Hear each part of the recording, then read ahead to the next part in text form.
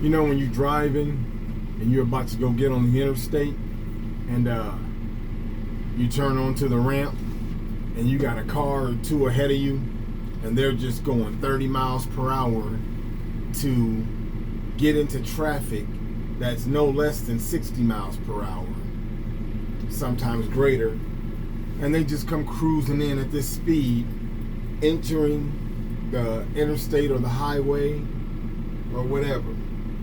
Anyway, people need to understand the reason why those on-ramps are so long, because it's math. You know, the distance, distance divided by speed equals time. And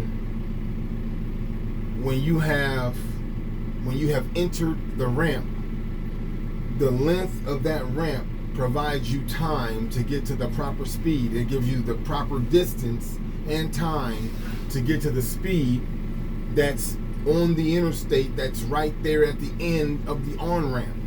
They don't want you going 30 miles per hour. They don't want you having cars on the interstate slowing down from regular traffic,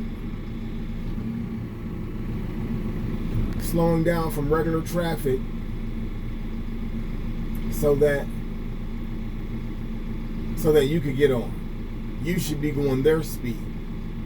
Because usually on the interstate, if the speed limit is 60, the minimum is 30. Hey Cal, you might have to loosen that strap before I start going down. So anyway, okay. Yeah. So just try to keep that in mind and just know that they've provided us enough space or distance, I should say, to get to the proper speed.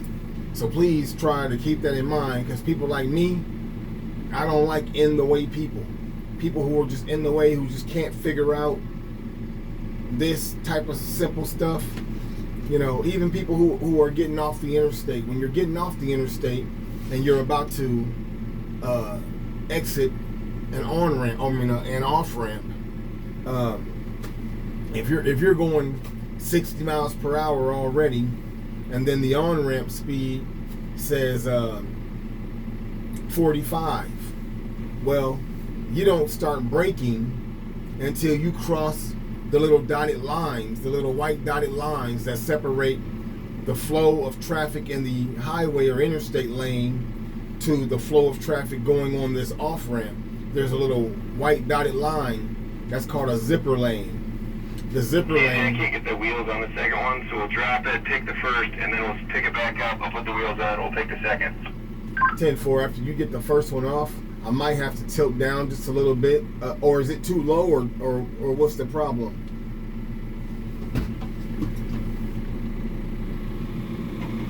So anyway, people are not supposed to start braking until they've crossed that zipper lane. So if you're going 60 miles per hour,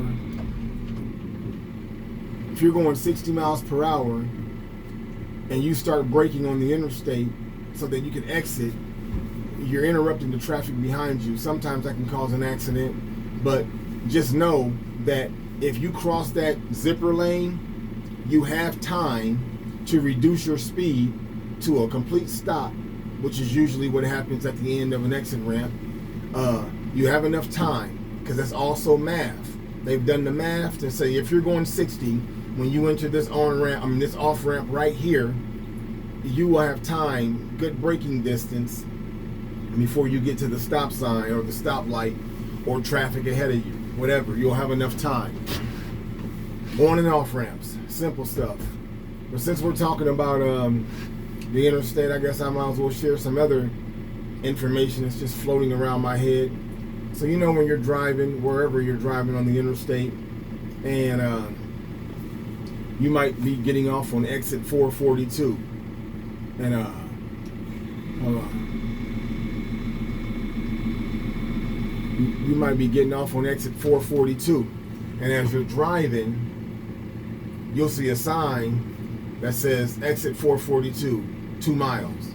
It'll be a sign but it'll have a small sign on top of it, and the bracket may say 442. Well, if that bracket's on the right side, that means that your exit for 442 is going to be a right-hand exit. If it's on the left side, it'll be a left-hand exit. If it's in the middle, then you will exit the interstate right in the middle. Like hypothetically, when you're going down to Minnesota or something, if you've been down there, they have a lot of those. And yeah, they have a lot of those types where you exit right in the middle and other flow of traffic goes on around you and keeps going wherever they're going. But so yeah, those little brackets, if it's on the right side of the big placard, left side, middle, that lets you know where your exit will be.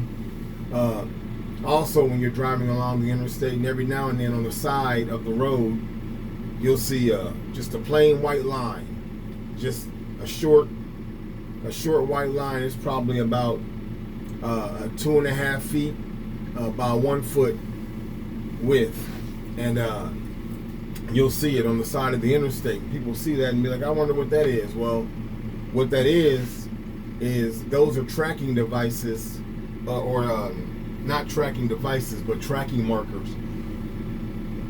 Tracking markers for the state troopers to mark your speed.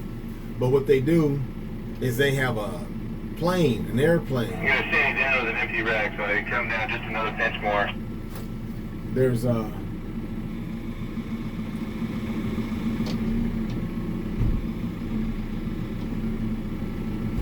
so yeah, those are the white lines. So what they do is they'll have a plane, a small little plane that you'll see flying around, and they'll have someone up there who's considered an expert at his job, and he will be looking down at the traffic below through some form of camera or binoculars or whatever he's using, and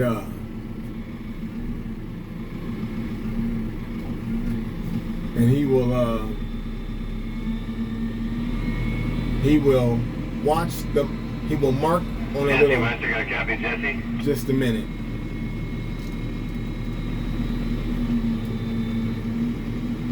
So when you pass the first white line, he'll hit a clicker, and it's like a stopwatch. He'll hit a stopwatch, and then as soon as you pass the second line, he hits the stopwatch again, and then they do math.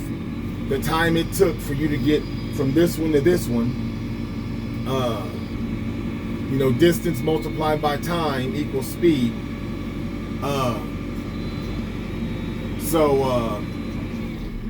Yeah, anyhow,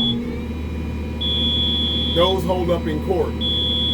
So if you ever get a ticket on the highway and you say you didn't see no state trooper and it was somebody in a plane, that testimony holds up in court because he's considered an expert. All right, just some useless facts. On ramps, off ramps, and exit signs, and speed markers.